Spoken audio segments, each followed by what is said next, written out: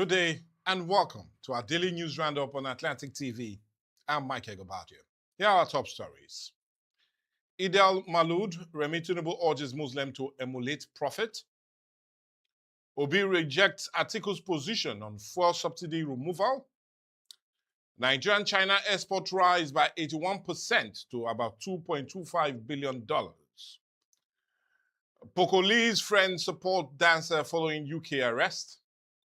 And on sports, Amosun Ajayi Ezekiel lead Nigeria at World Athletics Championship. Now to the news in full.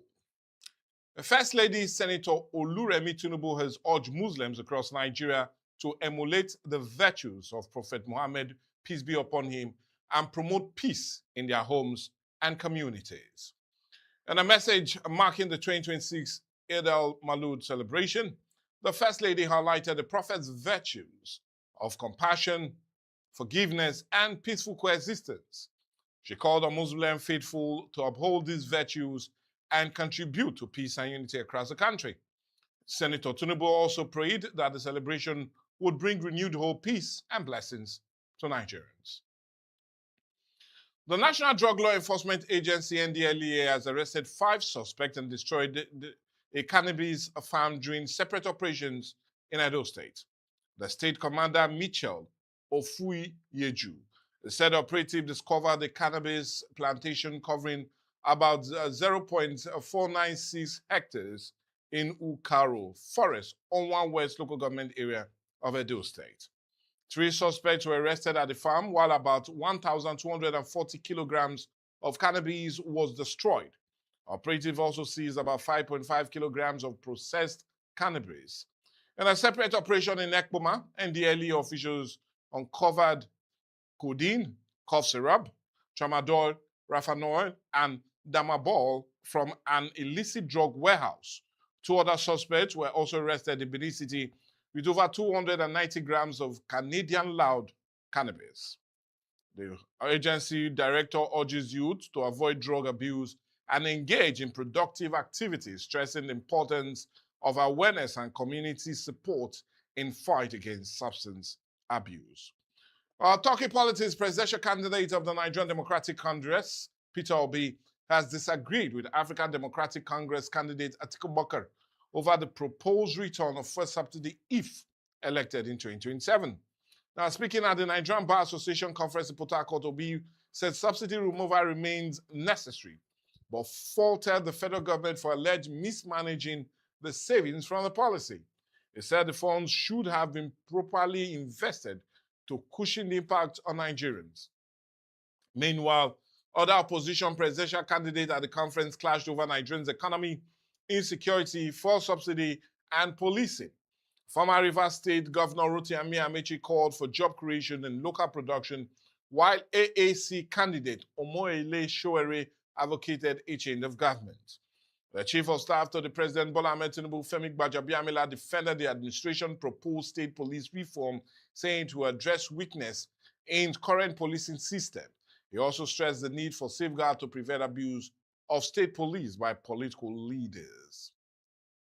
Still talking politics, Osun State Governor Ademola Adeleke has received the newly deployed Commissioner of Police Ibrahim Zungaru, urging him to rebuild public confidence in the command and ensure fair policing across the state. Adeleke also called for the release of members of the Accord Party described as political detainees, while demanding an end to what he termed political motivated arrest.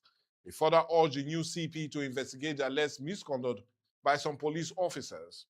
Zungura, who assumed office on Monday, pledged to work with the state government to strengthen peace and security. He assured the governor that the command will be impartial and committed to addressing security challenges across Osun. Adeleke said his administration was ready to support the police without political condition, stressing that Osun needs peace, justice, and a police command that enjoy the confidence of all residents. And people of the state, they are very peaceful. And I believe that because I've seen it from my arrival this morning, although some issues happen, but that notwithstanding, in the general balance, I believe Osun is peaceful. My friend and my classmate, who was an election CP, they have done well to maintain peace and tranquility in this state. I'm assuring the governor that I will add more value to what he has done. Knowing that he knew he was a temporary CP. By money here, I'm a commissioner of police. I think I will be better. All I need is cooperation from everybody. I believe in community policy.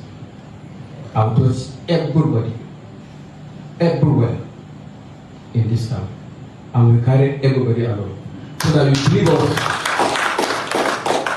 you believe us that police are your friends.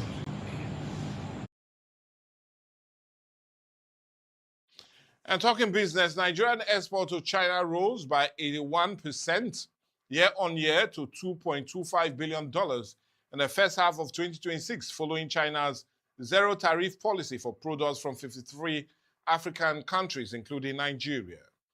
China's Consul General in Lagos, Yan Yugiang, disclosed this at the Industry Expo in Lagos, saying the policy was already producing positive results. She said total trade between China and Nigeria reached about $17.4 billion in the first 6 months of 2026, up by 35% from the same period in 2025. Yan said the zero tariff policy fully implemented on May the 1st is aimed at expanding market access for African products and strengthening economic ties. He also noted that Nigerian export to China recorded monthly growth of more than 40% in both May and June.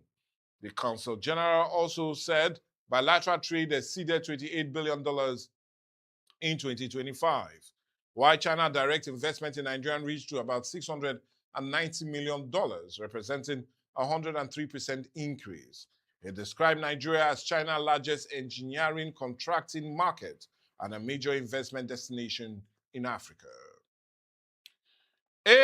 AFC Capital Partners, the asset management arm of the African Finance Corporation, has launched a $150 million infrastructure climate resilient fund in Nigeria.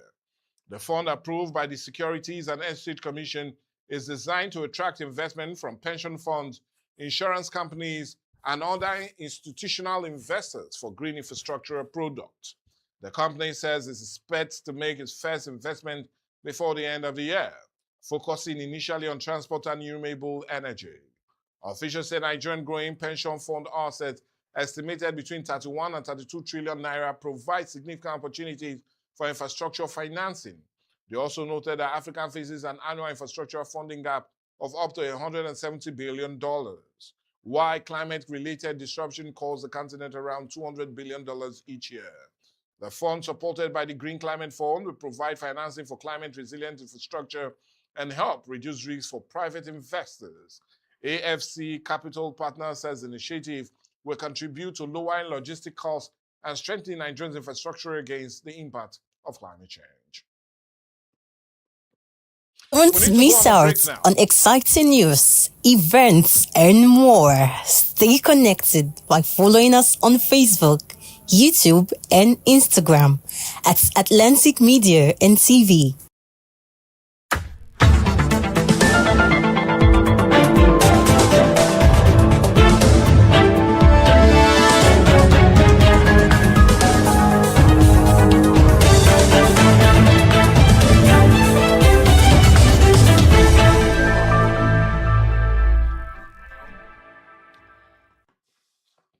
And on the foreign friends and colleagues of Nigerian dancer and socialite Iwo Odinaka, popularly known as Pokoli, has rallied behind him following report that he's on remand in the United Kingdom over an alleged assault offense. Filmmaker T.J. Omori and socialite Rahman Jago described Pokoli as a kind-hearted person and urged the public not to rush to conclusions. They stressed that the legal process should be allowed to take its course. The development was confirmed by Benjamin Kuti, founder of the Community of Nigerians in the UK, who said Pokoli is currently in a UK prison and expected to appear before a Smerbrook Crown Court in London on September 15 for plea hearing. Kuti urged the public to respect the legal process, stressing that everyone is presumed innocent until proven guilty. Reports of Pokoli alleged detention began circulating online on August the 19th, although UK authorities and the court have not independently confirmed the case at the time of this report. So on the foreign scene, United States Defense Secretary Pete Hegseth says the military strikes against Iran remain an option if tension between the two countries escalates. Hegseth, however, emphasized the importance of economic pressure as part of effort to influence Iran and address ongoing tension.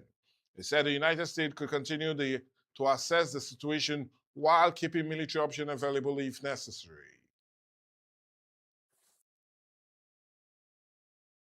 If we need to use kinetic strikes, we'll use them. If Iran is foolish enough to overplay their hand or mess with the American military, we'll do what we need to do. But economic pressure, we know, hurts them the most right now. But by no means are we foreclosing using kinetic strikes anywhere in the Strait of Hormuz or around Iran.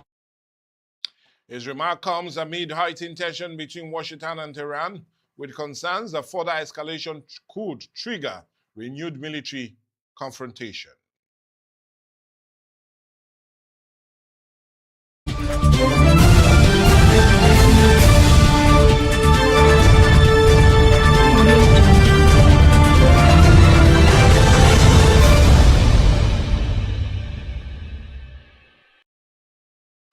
And talking sports, Tobi Omosu, Kaisola Ajayi, and Natal Ezekiel will lead Nigerians contingent at the inaugural World Athletic Ultimate Championship in Budapest, Hungary, from September 11 to 13th. Nigeria currently has 5 qualified athletes for the 3-day event, including Samuel Ogazi and Ella Onojuwero, while other athletes are still seeking qualification before the September 2nd deadline. Omosu, the road record holder in the women's 100-meter hurdles, will compete alongside Ajayi, who has enjoyed a strong 2026 season, and Ezekiel, who ranks among the world-leading 400-meter hurdles. Ogazi and Onojuwore will also represent Nigeria after impressive performance this season. The championship will feature Olympic and world champions in a new global competition with a record $10 million prize pool. Each gold medalist is set to receive $150,000 as athletes battle for ultimate honors in Budapest. And still talking sports, UEFA has set September 2nd, 2026 as the deadline for clubs to submit their list of A squads for the 2026-2027 Champions League season phase. Clubs must submit and have the squad validated by their national association by 11:59 p.m.